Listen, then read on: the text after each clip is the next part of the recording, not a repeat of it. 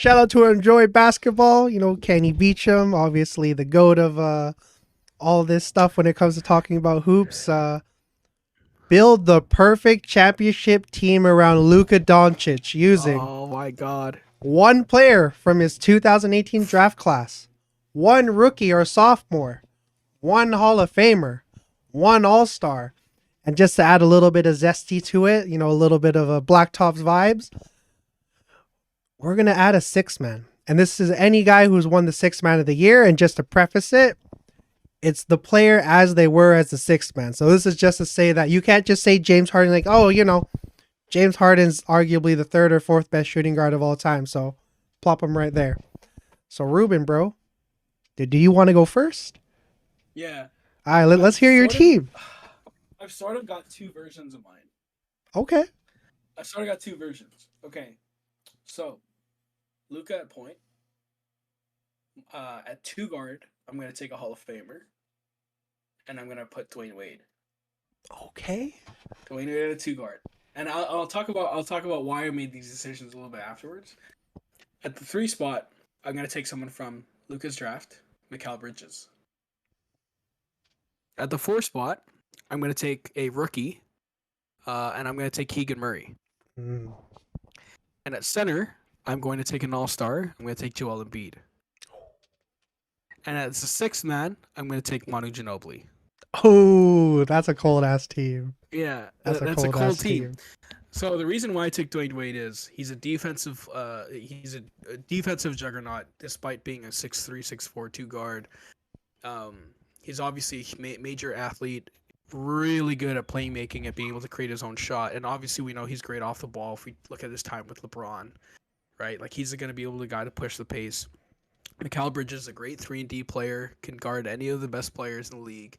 Keegan Murray, same thing. He's a 6'9" forward. He's versatile, can defend, he can shoot the three, spread the floor. And Joel Embiid, who can anchor your defense and can do all the same things. And can you imagine a two-man game between Luka and Joel Embiid? Oh, that would be nasty. This is a team, exactly. So this is the team with a lot of three-point shooting, a lot of there's no defensive liability except for Luka.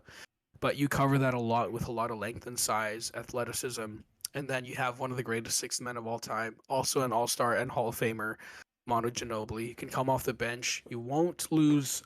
You can't miss a beat with having this kind of roster. So that's my pick for that. I do have a secondary team. Instead of Dwayne Wade, the sophomore that I would take is Cade Cunningham. Okay. Right, and so bring the boy home. Keegan Murray. Yeah, so that removes Keegan Murray from the power forward spot. So it goes Luka, Cade Cunningham, Mikal Bridges, and at the 4 spot, I've got Dirk Nowitzki. I'm not gonna lie, I was thinking of that. Yeah, I've got Dirk Nowitzki and then Joel and Manu. So again, you have Cade, you still have a really good secondary ball handler, but you get a lot of really good shooting. You get size.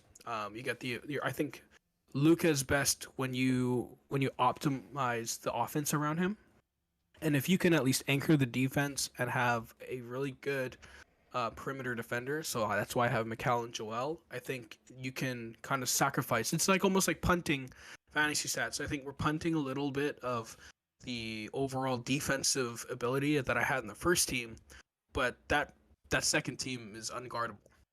So I like that. Yeah, those are two solid ass teams.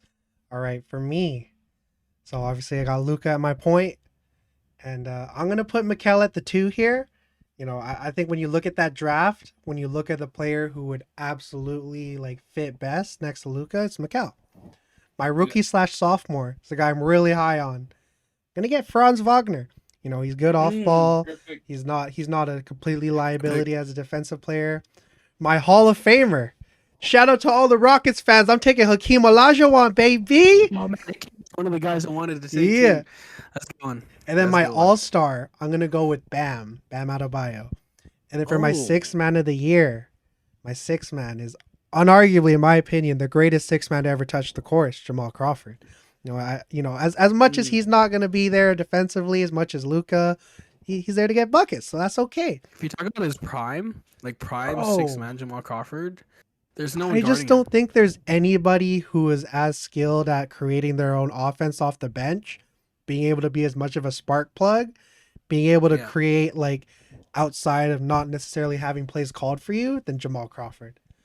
100%. I mean, like I said in one of our earlier episodes, I think Jamal Crawford would be like an all-star, superstar level player if he was playing today. How much ISO ball they run with how much like creative freedom there is. I think Jamal Crawford would be an absolute gem to watch today, man. Well, I mean, looking at the rest of this roster, Mikal Bridges, not much more to say about that. One of the best, if Yeah, not the best, 3-and-D wings.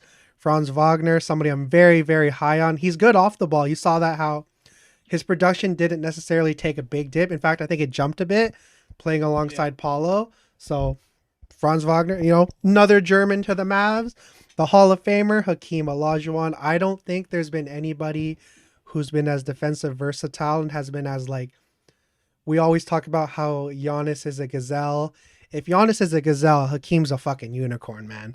The yeah. post moves, the fact that he was able to stretch it out a bit from the midi, one of the best defenders of all time. Hakeem's the man, and I want to see him in that in that Dallas blue. And then for the All Star, Bam. I'm thinking about a guy who doesn't necessarily need the ball to be effective. We'll put him in the dunker spot at times, whatever it may be. But the main thing is that he can guard 1 through 5, just like I think Hakeem would be able to do. You know, we go switch everything on this side. And then again, Jamal Crawford. There's not much when it comes to being able to get buckets off the bench. There's not much you could do better. Manu, I think, is if Jamal Crawford's here, Manu's like right, just a tad bit below in my opinion. But man, Yeah. I love that team. I love that team. Franz Wagner caught me off guard. Actually, no. Franz Wagner is a good pick. The one that caught me off guard is Bam Adebayo. I thought you were gonna take Giannis. see, I love Giannis, but I don't know. I think Bam. I like Bam as like my you know being What able to what is anchor my what? paint. So because he can, you wouldn't want Giannis anchoring your paint. Giannis is I love Giannis, but he's more of the help defender. When you look at the Bucks, it's mainly Brook that anchors the paint in it. That's true, Matt. Like that's the thing is like I look at this team and I go, you could almost go Hakeem at the center to anchor your down low, Yeah, and but you can play Giannis at the four. you could It's have it's it's Hakeem and Bam interchangeable. switching in and out. That's true. That's crazy because if you really think about it, Giannis and Luka is a really perfect pairing too. That would be Because another while really good Giannis one. Yeah. can't really shoot, the beauty about him is he can also handle the ball like much better than Bam can on the Mm. offensive end. And man, like man, that's interesting. Bam's actually a really good pick too, though, because Bam does anchor the paint. He's really good at switchability defensively. Like he can like we talk about Giannis's being able to guard 1 through 5. I think Bam is a tad better at being able to switch out on the perimeter I agree. against Yeah. guards. Because I've seen a few times where Giannis gets beat off the dribble, especially when it comes to like the flash switch. So um, yeah, I like that. I like that team a lot, man. Yeah, I think that in a big thing was that, we've seen that Bam doesn't need 20 plus shots to be effective. We've seen That's how true. he's able to like, get the dirty work kind of rebounds here and there. So I think that was a really big thing. I love Giannis, obviously I'm a Bucks fan and all that. But I feel like Giannis doesn't necessarily perform well without the basketball in his hands on the offensive end. Not to say that he's bad by any It makes standards, sense. but yeah. That makes sense. Yeah. Man, yeah, this is great. We both had some solid seasons. I'm not gonna lie, I was looking at making like an all European team just for the shits. Which I mean, if we're looking Dude, at you that, could.